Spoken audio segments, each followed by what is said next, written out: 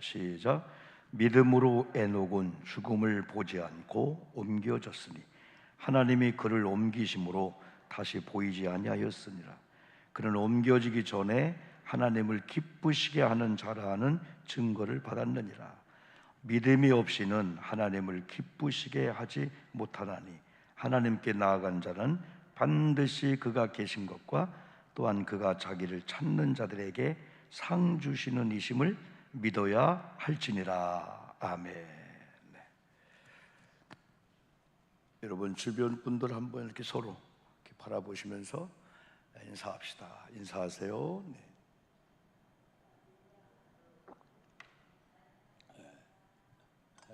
감사해요.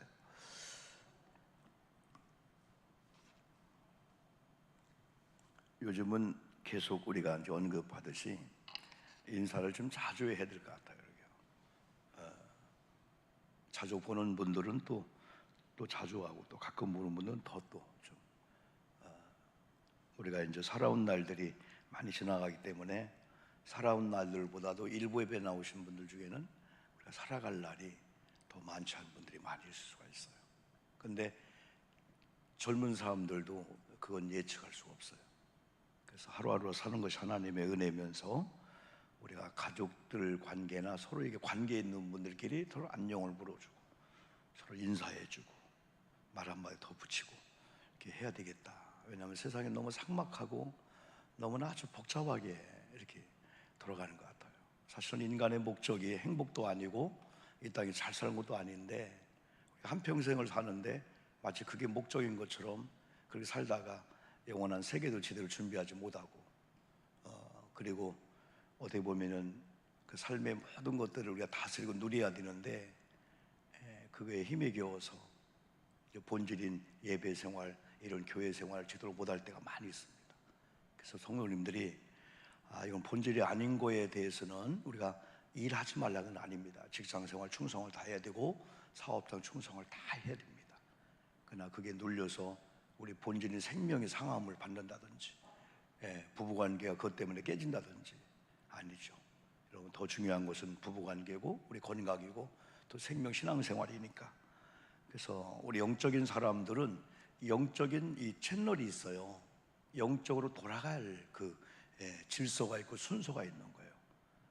세상 사람과 달리. 그래서 하나님은 오늘도 우리를 통해서 예배하게 하시고 또 하나님은 예배를 통해서 감동을 줘요. 또 예배를 통해서 말씀을 주는 거예요. 그래서 이렇게 살아라. 그래서 성도님들은 우리가 회사에서 이렇게 사장님들이 결제해 주잖아요. 결제.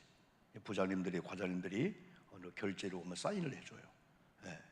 그러면은 부장이나 과장들은 어떻게 할까요? 이런 계획안을 가지고 이런 계획하고 있는데 허락해 주세요. 한번 사장이 사인해 주면은 그대로 결제가 떨어지면은 지출도 되고 또 일이 시행이 되게 되는 거예요. 우리는 하나님 앞에 한 주간을 살면서 어떻게 살아야 될까요? 우리는 노하우 갖고 못 살잖아요. 어제 살아온 것 갖고 못 살잖아요. 이런 물레방아가 있잖아요. 물레방아는 물레방아입니다. 자연적으로 이렇게 물 혹은 인위적으로 물을 통해 돌아가게 합니다. 한번 흘러간 물이 요즘은 펌프를 통해서 받아서 다시 하지만은 보통은 계곡이나 이런 물은 한 번 흘러가서 한 번 돌린 물은 그냥 떨어져 나가는 거예요. 한 번 흘러간 물이 물레방아를 다시 돌릴 수가 없는 거예요. 우리는 인생을 살면서 노하우를 가지고 내가 이렇게 살아왔으니까 되겠지. 절대 실패합니다. 오늘도 하나님의 힘을 줘야 되고 또 하나님의 지혜를 줘야 되고. 그래서 우리는 항상 새벽 기도하면서 하나님 어떻게 살아야 될까요? 오늘 하루를 어떻게 살아야 될까요? 또 한 주일에 첫날이라고 할 수 있는 주일을 어떻게 살아야 될까요? 지혜로운 영적인 사람들은 월삭이라는 매월의 첫날을 맞이하면서 하나님 한 달을 어떻게 살아야 될까요? 1년을 어떻게 살아야 될까요? 하나님은 반드시 질문하면은 답을 줘요. 여러분, 우리가 성경에 보면은 사울과 다윗을 얘기하잖아요. 사실은 다윗보다 사울이 준수했고 잘났고 잘생겼습니다. 근데 사울이 왜 망했을까요? 초대 왕이었는데. 그러나 다윗은 사울의 공격을 받으면서도 왜 승승장구했을까요? 여러 가지 이유가 있지만은 하나님을 경외함의 문제가 있었어요. 그래서 하나님을 경외한다. 사울도 다윗도 똑같은 것 같은데 하나 다른 게 뭐냐면 항상 다윗은 하나님 앞에 묻자와 가로되 항상 물어봤어요. 전쟁에 나가야 되니까 어떻게 해야 할까? 그러나 사울은 안 물어봤어요. 자기 힘을 과시하면서 그냥 왕권을 가지고. 그러나 나중에 사울은 실패하고 다른 성공합니다. 오늘도 예배하는 우리들에게 하나님이 말씀을 주는데, 오늘은 히브리서의 본문을 통해서 믿음의 사람들의 이 특징에 대해서 오늘하고 금요 심야 기도에 이렇게 이어져서 말씀을 하려고 합니다. 우리는 근간에 추석이라는 명절을 중심으로 해서 한 넉 주 정도 설교의 메시지가 고향이라든지 아니면 어떤 그 집에 대해서 우리가 많이 언급을 했습니다. 본향, 우리가 천국에 이제 돌아가야 영원한 본향인 천국에 대한 얘기를 많이 했습니다. 오늘은 히브리서 방금 읽은 11장 5절로 6절 본문으로 하여서 그 믿음의 사람들의 특징에 대해서 여러분 설교하는데, 그 중에 첫 번째 한 가지 믿음의 사람들의 특징이 있는데, 그것은 하나님의 기쁨과 연관이 있었어요. 하나님의 기쁨과 연관이 있어서 매사가 어떤 일을 해도 하나님이 기뻐하실까? 하나님이 안 기뻐할까? 그래서 하나님의 기쁨을 위하여 사는 사람들이 믿음의 사람들의 공통점이었어요. 공통 분모가 나오게 되는 거예요. 그들은 하나님을 기쁘시게 하는 일이라면은 여러분 목숨을 걸다시피 그 일을 우선순위 1번을 두고 여러분 진행해 갔습니다. 여러분 찬양 중에 나주의 기쁨 되기 원하네, 그런 찬양을 우리 젊은이들이 많이 부르잖아요. 나주의 기쁨이 되기를 원하네. 그 가사 하나가 얼마나 귀한지, 가사를 우리가 찬양으로 부를 때 내가 주님의 기쁨 되기를 원하네. 내가 주님의 기쁨 되기를 원하네. 내가 하는 말이, 내가 생각하는 생각이, 내가 걷는 걸음걸이가, 나의 마음이, 생각이 하나님의 기쁨 되기를 원하네. 그러면 뒤에 가서는 내가 원하는 한 가지 주님의 기쁨이 되는 거, 내가 원하는 한 가지 주님의 기쁨이 되는 거. 여러분 시편 37편 4절에서는 시편 기자가 이런 말씀을 전했습니다. 또 여호와를 기뻐하라. 그가 네 마음의 소원을 네게 이루어 주시리라. 하나님이 우리 마음의 소원을 이루어 주는데 그 앞에 조건이 있다면 여호와를 기뻐하라는 거예요. 여기서 여호와를 기뻐하라는 의미는 여호와가 나로 인해서 기쁘게 하라, 그런 의미도 있고, 또 한 가지는 여호와 때문에 기뻐하는 네가 되어라. 우리가 이제 신앙생활을 하면서 은혜를 받잖아요. 그러면요 이제 주변에 많은 것들이 기쁨의 대상이 되었고, 그게 기쁨의 하나의 어떤 요소가 되다가 점점 바뀌면서 환경이 나를 속이고 슬프게 하고, 내가 기대했던 우리 아이들이 나를 실망시켜. 그럴지라도 하나님을 바라보면서 하나님으로 인해서 우리가 기뻐, 그쪽으로 자꾸 가는 거예요. 이게 성숙한 신앙이거든요. 우리 자녀들이 이 부모님과의 관계 속에서 유치원 때, 또 초등학교, 중학교, 고등학교, 대학교 때 점점 달라지잖아요. 옛날에는 유치원 때 이런 때는 부모님의 손에 들려 있는 거예요. 의해서 막 기쁜 거예요. 용돈을 뭘 해주고. 근데 이제까지 나이가 들면서는 부모님이 내게 아무것도 줄 수 있는 힘, 능력 없어도 부모님 손에 내가 뭔가를 들려줄까? 어떻게 하면 내가 우리 부모님을 기쁘게 해드릴까? 저는 아버님이 이제 오래전에 하늘나라 가셨기 때문에 항상 아쉬움이, 그때는 개척을 하고 막 건축을 하고 아버님 그 뭐 5만 원, 10만 원짜리 양복 한 벌을 해드릴 그런 마음이 없는 게 아니고, 그냥 이쪽에 빠지다 보니까, 또 멀리 여수에서 또 군산 쪽에 있다 보니까 그런 생각을 많이 못했어요. 그러다 보니까 우리 처 아버지가 되시는 장인 어른께 할 수만 있으면 제 범위 내에서 이렇게 난방을 사 보내기로 해요. 어떤 경우는 용돈 드리지만은 제가 이제 닥스를 좋아하기 때문에 여러분 다 잘 모르실 거예요. 그 닥스 메이커로 해서 난방이나 아니면은 가디건이나 아니면 이런 패딩 같은 거 조금 비싸요, 조금 그게. 근데 그걸 잘 이제 저렴하게 하는 방법이 있으니까 그럼 보내드려요. 그러면은 사실은 옷을 사드리는 게 이게 쉬운 건 아니거든요. 다 취향이 들으니까. 그러면 전화가 와요. 잘 받았다. 그럼 빨리 사오에 바꿔달라. 너무 좋다. 이게 참 제가 해드리면서도 이게 마음에 맞는 게 쉽지 않거든요. 근데 아마 부모님 입장에서는 컬러, 색깔, 비싸고 안 비싼 걸 떠나서 생각해주는 자녀가 고마울 것 같아요. 제가 그거 보니까 여러분요. 그래서 우리가 나주의 기쁨이 되기를 원하네. 주님을 기쁘게 해드리고 주님을 기뻐하는 그런 일은 마치 부모님들이 이번 명절에 자녀에 대해서 그리움, 그거 하나님 마음 비슷하다 볼 수 있어요. 용돈일까요? 되게 많은 사람들이 기쁨하면은 용돈이나 돈 얘기합니다. 헌금을 얘기하는 거예요. 근데 우리 부모님들이 명절날 자녀들이 못 온대요. 그렇게 엄마 갈 면목이 안 서요.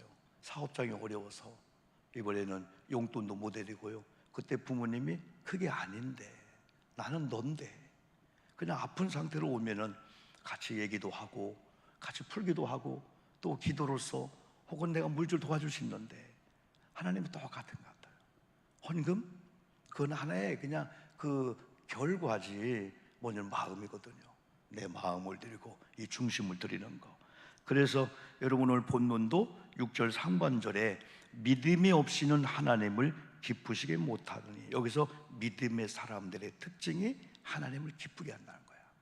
근데 믿음의 사람이 아닌 사람들은 믿음이 없으니까 하나님을 기쁘게 못하면 이런 핑계 댑니다. 믿음이 없는 거. 다시 말해 하나님은 믿음으로 인한 기쁨을 원하는데 돈이 없어서요, 건강치 못해서요, 힘이 없어서요, 헌금을 많이 못해서요, 여러 가지 그런 이유인데 하나님 아니야, 나는 너야, 나는 너야. 여러분 한 그 젊은 남녀가 서로 사랑을 했어요. 이제 결혼까지 가게 되었어요. 네. 어느 날 자매가 있는 집에 형제가 찾아갔어요. 문을 두드립니다. 근데 안에서 자매가 누구예요? 그러니까 나 누구예요? 그러는 거예요. 문을 안 열어주는 거예요. 또 두드립니다. 누구세요? 했더니 나 오영복이에요. 안 열어주는 거예요. 다시 똑똑똑 합니다. 나 누구예요? 하다가 바로 당신의 납니다 했더니 그때 문을 열어주는 거예요.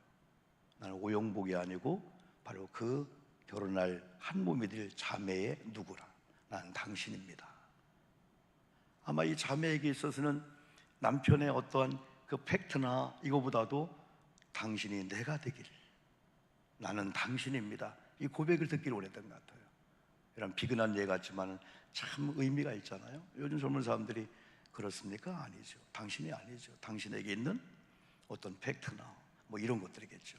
근데 하나님은 어떻게 보면은 어떤 경제나 헌금보다도 나는 너다. 오늘 예배 자리에 온 너로 인해서 내가 기뻐하고, 스바냐 3장 같은 경우는요, 하나님이 기뻐서 어쩔 줄 모른다는 거예요. 막 그냥 너로 인하여 내가 막 기뻐서 어쩔 줄 모른다는 거예요. 내가 찬양할 때, 기도할 때 그럴 수 없는 상황이야. 이상하게 고통이 있고 아픔이 있고 안 풀리는 상황 속에서도 하나님을 가까이 하면서 하나님 앞에 울면서 하나님은 어떻게 해야 되죠? 마치 우리 아이들이 엄마 어떻게 해야 되죠? 엄마 어떻게 해야 되죠? 이번에 여러분 저 신당역에 그런 사건을 보고 너무 마음이 아프잖아. 내 딸일 수가 있잖아요. 내 자녀가 있을 수 있잖아요.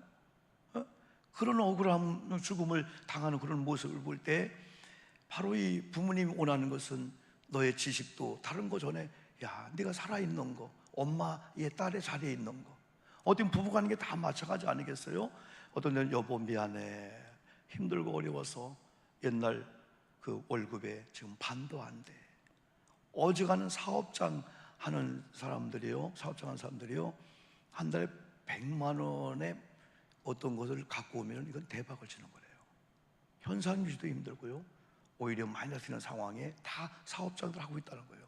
그런데도 남편이나 아내가 어떤 물질은 그런다 할지라도 남편의 아내의 자리에 있어줄 때, 또 남편 아내의 그 남편이 있어줄 때, 또 자녀가 엄마 나는 너무 성공하지 못해서 엄마의 딸의 자리를 떠납니다. 아니죠. 목회 성도 다 마찬가지예요. 그러면서 11장 5절에서는 바로 믿음이 없이는 하나님을 기쁘시게 못하나니 누구에게 한 말인가 봤더니 5절에서는 그 믿음의 사람을 에녹이라 하면서 에녹을 소개하는 걸 방금 읽었습니다. 그는 옮겨지기 전에 하나님을 기쁘시게 하는 자라는 증거를 받았다. 여러분의 에녹이 어떻게 하나님을 기쁘시게 하였을까요? 우리가 하나님을 기쁘시게 하는 방법들이 다양하겠지만은 아까 말씀드린 대로 돈이나 경제 이전에 나는 아들이야. 너 내 딸의 자리에 있는 게 난 기쁨이야. 네. 에녹은 어떻게 하나님을 여러분 기쁘게 했을까요? 때로는 여러분 성경으로 돌아가면은 성경이 원하고 성경이 칭찬하고 있는 그 방법이 내용이 뭔가를 알고 그대로 우리가 따라가면은 우리도 생각과는 달리 인정받을 수가 있어요. 이 에녹을 여기서는 믿음으로 에녹을 하면서 하나님을 기쁘게 했다 히브리 기자가 표현했는데, 원래 에녹이 살았을 때 창세기 5장을 기록할 때 21절부터 24절에 이 족보를 이야기하면서 에녹이 나와요. 화면 볼까요? 한번요. 21절 보니까 에녹이 몇 세에? 65세에 누구를 낳았고? 무드셀라를 낳았고. 여러분 무드셀라 하면은 뭐가 기억나요? 성경에서 장수한 사람이에요. 성경에서 제일 오래 사람 하면은 무드셀라인데 몇 세 사는 것 같아요? 우리 권사람들 그렇게 살고 싶어요? 대개 우리 권사람들이 아이고 목사님 징그러워요. 지금도 내가 왜 사는지. 절대 크리스천들은 그런 얘기하면 안 됩니다. 사는 것도 하나님의 은혜고요, 하나님의 조를 사는 날까지 장수하게 한다면 제가 기쁨을 충성을 다 하겠어야 해야 되지. 나 오늘이라도 죽지 못해 사는 거야, 애들 미안해. 그러면 아이들이 와서 엄마 빨리 돌아가셔야 하면 좋다 할렐루야 하겠어요? 저런 미친놈들 그러지 않겠어요? 무드셀라는요 969세를 살았어요. 창세기 시대로 가면은 장수한다네. 본래 하나님이 아름답게 지어준 인간의 모습으로 가면 점점 장수한대. 죄가 들어오면서 단명을 하게 된다는 거죠. 죄가 들어오면서. 근데 22절에서는 969세를 산 무드셀라를 에녹이 낳았다. 에녹이 65세에 무드셀라를 낳고 성경은 300년을 하나님과 동행했다. 그러며 자녀를 낳고 23절에 그는 365세를 살았다. 이걸 보니까 에녹은 365세에 하나님 나라 부름을 받았는데 65세에 무드셀라를 낳고 300년 동안이나 하나님과 동행했다. 24절을 읽어볼까요? 한번요. 크게 한번 읽어봅시다. 시작. 에녹이 하나님과 동행하더니 하나님이 그를 데려가심으로 세상에 있지 아니하였더라. 에녹은 죽음을 경험하지 않고 승천했다는 거야. 이런 몸으로 하나님이, 예수님이 승천하듯이 성경에 승천한 사람이 몇 명 있잖아요. 엘리야처럼 에녹이 하나님과 동행하더니, 다시 말하면 히브리 기자는 에녹은 하나님을 기쁘게 해드렸다. 창세기에서 에녹이 하나님을 기쁘게 해드렸다고 하는 거에 헌금만 했다는 얘기가 없어요. 하나님과 동행했다. 하나님과 동행한 에녹을 하나님이 기뻐했구나. 하나님과 이 동행하는 거. 하나님과 동행했다는 의미가 뭘까요?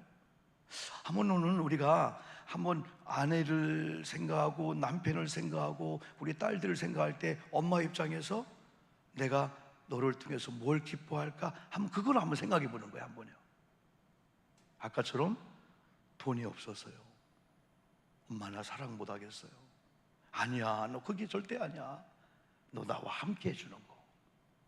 엄마가 원하는 딸의 자리에 있는 거. 실패했어도 안 됐어도 그냥 그 모습으로. 남편이 실패하고 아내가 실패하고, 심지어 하나님은요, 우리가 죄를 짓고 하나님을 등지고 더 죄악의 늪으로 빠져들어가면서 하나님을 원망하고 사람을 원망할 때도 하나님은 돌아오기를 원하는 거예요. 돌아오기를 원하시는데 네가 고침을 받고 해결받고 돌아오는 게 아니라 그 모습 그대로 오기를 원하는 거예요. 그 모습 그대로 오시오. 예수님 품으로. 주님은 실패한 모습대로, 탕자가 그 모습으로 그냥 돌아오라는 거야. 그러면 내가 아들의 자리에 너를 우뚝 세우고 가락지 끼우고 옷을 입히고 하겠다는 거야. 이게 성경의 이 원리거든요. 우리 부모님 똑같잖아요. 너무나 큰 죄를 져서 어머님 갈 수가 없어요. 아니잖아요. 하나님 똑같은 것 같아요. 그러면은 예수님을 한번 봅시다. 예수님께서 공생애를 시작하시면서 하신 일 중에 하나가 12제자를 선택하는 일이었어요. 그게 마가복음 3장 13절로 16절에 나오는데, 13절 보니까 또 산에 오르사 자기가 원하는 자들을 부르시니 할 때 12명을 선택할 때 첫 번째 기준이 예수님 마음에 드는 자를 했다는 거예요. 추천해서 한 게 아니고 주님 마음에 드는 자, 주님이 원하시는 자.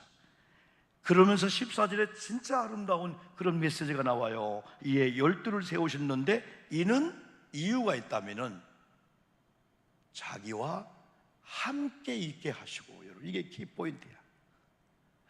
어떤 경우는 내가 너 돈을 너를 통해서 그거보다도 나와 함께 하기 위해서 예수님이 제자를 선택했다는 거예요.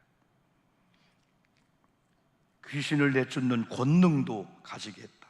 이에 12를 세웠으니 첫째가 베드로 하면서 16절부터 쭉 여러분 나오게 되죠. 이걸 통해서 볼 때 주님이 12 제자를 선택할 때 이유가 있다면 나와 함께 하려고, 나와 함께 하라고. 여러분, 이 정도 되면은 우리 성도님들이 하나님 앞에 나가는데, 예배하는데, 하나님을 찬양하는데 이유가 안 되죠. 건강치 않아서요, 부족해서요, 저는 온전한 11조를 못해서요, 헌금을 못해서요. 그건 첫 번째가 아니에요. 하나님은 나는 너를 원한다. 예배 자리에 앉아있는 너를 보니 내가 너무 기뻐한다. 동행이 뭘까요?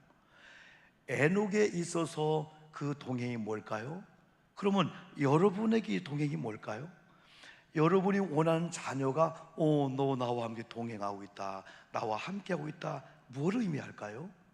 그걸 생각하면 하나님이 나를 통해서 원하는 게 뭔가를 우리가 추측할 수가 있어요.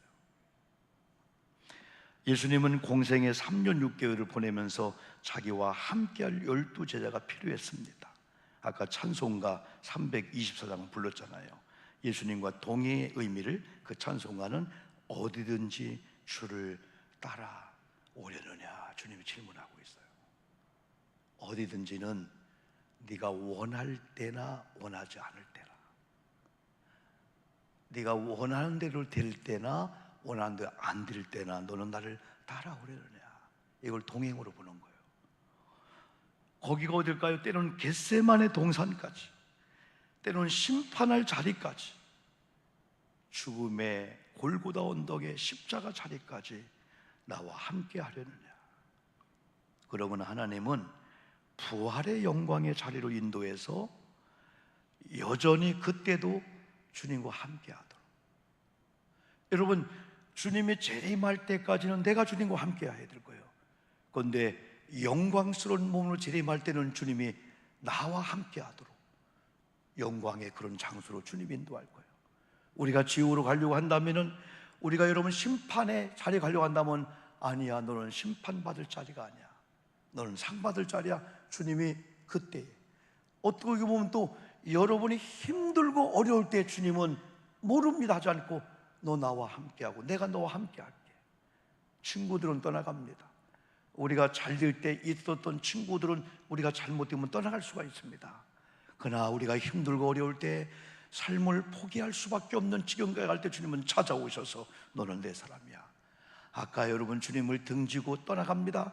그러나 하나님의 열심은 성경은 포기하지 않고 계속해서 죄 짓는 장소까지 우리가 돌아오기를 원하며 찾아오시는 주님의 그 열심을 성경은 이야기하고 있습니다. 여러분, 바울도 로마서 16장을 거기 거룩한 믿음의 동역자 몇 명을 소개하면서 공통점은 역시 바울은 동역자라고 했을 때 바울에게 동역자라는 의미가 뭘까는 역시 바울도 주님과 함께하던 바울의 사역과 함께했던 믿음의 거장들을 이야기합니다. 바울이 표현한 동역자의 의미가 무엇이었을까요? 돈, 경제 아니었었어요. 바울의 사역과 함께 해주는 순종의 사람들이었습니다. 바울이 소개하는 동역자들은 주님께 순종하던 바울의 사역에 순종하였으며 협력자가 되었습니다. 바울의 보호자가 되었습니다. 로마서 16장에 몇 명만 소개하면 베비라는 여자가 여러분 2절 나오는데 바울의 보호자 역할을 했다. 바울뿐 아니라 교회 성도들의 보호자 역할을 했다. 지금은 다 파헤치고 모함하고 중상모략하는 그런 시대 속에서 보호해주고 감싸주면서 사람들 앞에서 변호해주는 그런 역할을 했다. 3절에서 브리스가와 아굴라가 등장합니다. 여러분, 아굴라는 남편이었고 브리스가 혹은 브리스길라는 아내였는데 아내가 앞에 나온 걸 보면은 아내 역할이 더 컸던 것 같아요. 그런데 이 부부는요 서로 협동하고 하나가 되어서요 바울이 목숨의 위기를 당할 때는 그 현장까지 가서 바울을 위해서 자기 목숨도 아끼지 않는 동역을 해줬습니다. 그러면서 저희 집에 있는 교회 동문 하나라 이걸 보니까 자기 집의 처소를 그 당시에 교회로 예배당으로 빌려줬다는 거예요. 그때는 예수님과 혹은 바울과 한패면은 감옥에도 갈 수 있는 그런 위험한 시대였었습니다. 여러분 7절 보니까 내 친척이요 나와 함께 갇혔던 안드로니고와 유니게 모라라, 이들 보니까 바울이 감옥에 갔을 때 같이 감옥에 간 거예요. 이게 동역자고 이게 동행이구나. 그들은 사도들에게 존중히 여기고 또한 나보다 먼저 그리스도 안에 있는 자라. 하나 더 소개하면 13절에 주 안에서 택하심을 입은 루프와 그의 어머니에게 문안하라. 루포의 어머니는 내 어머니다. 육신적으로 어머니는 아니었지만은 영적으로 바울의 사역의 어머니 같은 역할을 했던 이 루프는 바로 마가복음 15장, 누가복음 23장에 나오는 십자가를 억지로 졌던 구레네 시몬의 아들로 추정이 됩니다.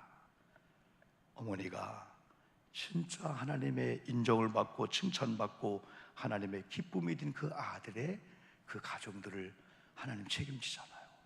사역자의 동역자가 되어주잖아요.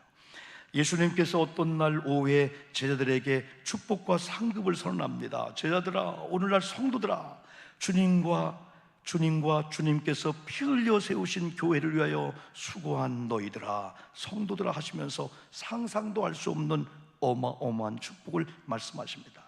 때로 신앙생활은 수고와 봉사, 헌신과 희생만 있는 건 아닙니다. 때로는 주님께서는 주님의 십자가라든가 어려울 때 나와 동행하자라고만 하는 분이 아닙니다. 우리가 힘들 때 주님이 동행해 주셔요. 그리고 이런 영광과 축복이 있음을 소개합니다. 그게 마태복음 25장 31절로 40절입니다. 인자가 자기 영광으로 모든 천사와 함께 올 때 자기 영광의 보좌에 너희도 앉으리니 모든 민족을 그 앞에 모으고 각각 구분하기를 목자가 양과 염소를 구분하는 것 같이 할 때 너희들은 양처럼 나의 오른편에 있으리라. 그때 임금이 그 오른편에 있는 자들에게 이르되 내 아버지께 복받을 자들이요 나와 창세로부터 너희를 위하여 예비된 날을 상속받으라. 여기 오른편에 있는 복받을 자들의 특징은 그럼에도 불구하고 주님과 함께 하였다는 것입니다. 어디까지요? 어디까지 함께 했을까요? 35절에서는 내가 줄일 때 너희들은 먹게 했다. 내가 목마를 때 마시겠다. 내가 나그네 되었을 때 찾아왔다. 36절은 내가 헐벗었을 때, 병들었을 때, 옥에 갇혔을 때 그 현장에 나와 함께 해줬다. 여기 헌금 안 껴듭니다. 그 이전에 헌금은 이러한 자세를 가진 자가 그 다음에 어찌 사랑 안 할까요? 온전한 11조와 온전한 감사와 하나님을 감동의 물질이 결과 나오게 되는 거죠. 이게 먼저가 아니죠. 언제 우리가 그런 상황 중 함께 하였나이까? 그들을 외칩니다. 41절에 대답하기를, 임금이 대답하기를 내가 진실로 너에게 이르노니 너희가 여기 형제 중 지극히 작은 자 하나에게 한 것이고 내게 한 것. 아하, 하나님을 영화롭게 해드리는 건 예배일 수 있고 기도 찬양일 수 있는데, 또 한 가지는 주님의 이름으로 약한 자, 불쌍한 자를 사랑해주고 냉수한 그릇 접대한 거구나. 내 남편일 수 있어요, 아내일 수 있어요, 또는 여러분 섬기는 교회 목사님, 장로님일 수 있어요. 그때 아까 베비란 여인들처럼 보호자가 되어주고, 그게 나와 함께한 거다. 내가 너의 인생을 책임지마. 이 다음에 12 보좌 앞에서 심판의 대상이 아니고 내가 12 보좌 그런 자리에서 심판할 때 너희들도 거기서 같이 여러분 그런 영광을 누리라. 이런 자가 여러분 되어야 된다는 거죠. 누구든지 그리스도인이면 가능하다 이겁니다. 여러분, 이런 자세를 가지고 주님과 함께하던 주변의 약한 성도들과 가족들과 함께하는 이런 성도님들이 부르는 이 찬양이, 옛날 우리가 심야 기도 때 불렀던 그 찬양이 있어요. 그 찬양이 주와 함께라면입니다. 이따 봐서 2부 때는 한번 부를 거예요. 주와 함께라면은 가난해도 좋아. 참된 부유함이 내 마음에 가득하니까. 때로는 날 유혹하려고 세상 바람 휘몰아 쳐와도 나는 결코 잊을 수가 없어 그분의 음성을. 나는 결코 놓을 수가 없어 따사로운 주의 손길을. 나는 결코 떠날 수 없어 아름다운 주의 나라를. 주님 곁을, 주님과 동행하는 걸 포기할 수 없다. 여러분, 신명기 5장 3절 계속 제가 말씀할 때 이 언약은 여호와께서 우리 조상들과 세운 것이 아니요 오늘 여기 살아있는 우리 곧 우리와 세우신 언약이다. 오늘 예수님, 2000년 전에 예수님 이야기를, 또 바울의 이야기를, 또 여기 여러분요 히브리의 창세기 5장에 벌써 수천 년 전에 에녹을 이야기했을 때 그건 조상들이 아니라 오늘 우리에게 주는 메시지라는 거예요. 오늘 또 성경을 쓴다, 뭘 쓴다면 오영복이라는 사람이, 여러분의 사람이 가난하고 힘들고 어렵고 이런 가운데도 주님과 동행했다. 그분의 그 동행은 주님과 함께하는 거였다. 그러므로 예배했다, 찬양했다, 기도했다, 헌신했다, 나중에 온전한 이런 예물을 드렸다. 그게 이제 계속해서 여러분 이어지겠죠, 여러분요. 그러므로 오늘도 하나님은 우리에게 말씀을 주시는 거예요. 그래서 성공하고 승리했던 사람들은 항상 에녹을 통해서 에녹만 감상하는 게 아니고 저걸 통해서 내게 주는 메시지가 뭘까? 그러면서 하나님 앞에 설 때, 예배할 때 진지합니다. 거룩합니다. 하나님, 오늘도 세운 목사님을 통해서 내게 무슨 말씀을 줄까? 내마의 음성으로 들으려고 준비기도 하고 있는 거예요. 왜? 말씀 하나에 사람의 운명이 달라질 수가 있어요. 우리가 어떤 조직 검사할 때 며칠 오라고 합니다. 그럼 의사 앞에 섭니다. 의사의 시선을 봅니다. 의사의 입을 봅니다.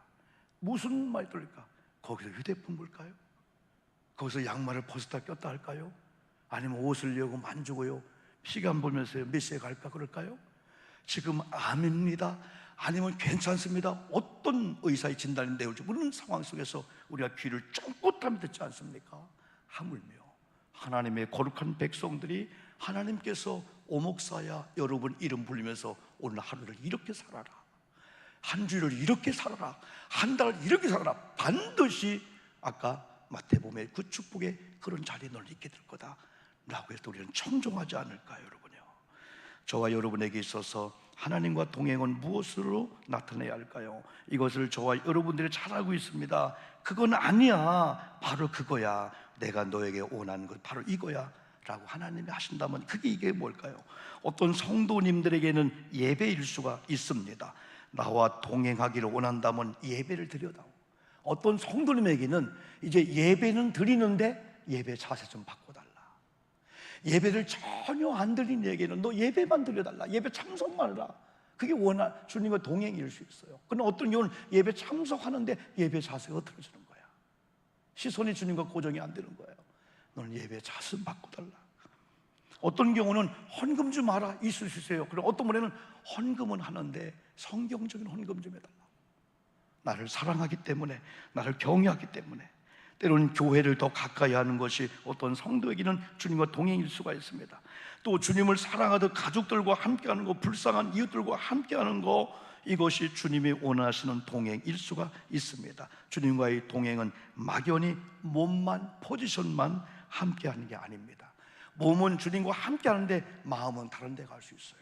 여러분, 부부가 함께 하는데 동상이몽일 수가 있어요. 아닙니다. 몸이 함께 했다면 마음도 뜻도 생각도 부부가 하나 되어주는 거예요. 목회자와 성도가 하나가 되어주는 거예요. 여러분, 주님과 나와 하나가 되어주는 거죠. 주님과의 동행은 막연히 몸만 함께 한다는 의미는 아니라는 말씀입니다. 주님, 제 몸이 예배당에 주님 앞에 왔습니다. 그렇다면 주님께서 기뻐하시는 예배자의 모습을 갖추고 예배 드린다는 거죠. 이제는 예배의 실제인 삶의 현장까지 가서는 코람데오 신앙을 가지고 내가 혼자 있든 여러 사람과 교회에 있든 직장 사업장 자동차 안에 있든 코람데오는 하나님 앞에 내가 서 있구나. 임하고 대의는 내가 하나님의 형상대로 창조되었지, 허물어지면 안 되지, 타락하면 안 되지, 다시 돌아오야 되지. 우리에게 미션, 숙제가 여러분 하나 이렇게 주어졌습니다. 오늘 이 말씀을 잘 곰곰이 생각하면서 기도하면서 성령 안에서 주님과 진정으로 동행하는 것이 내게는 이것입니다 하면서 네가 나와 동행함으로 네가 믿음으로 나를 기쁘게 했다라고 하는 여러분 주인공들에게 주의 이름으로 축복합니다. 1분 2분 동안만 말씀 붙잡고 여러분 부딪히는 말씀이 있습니다. 이렇게 살겠습니다 하고 치유를 위해서 또 기도합시다.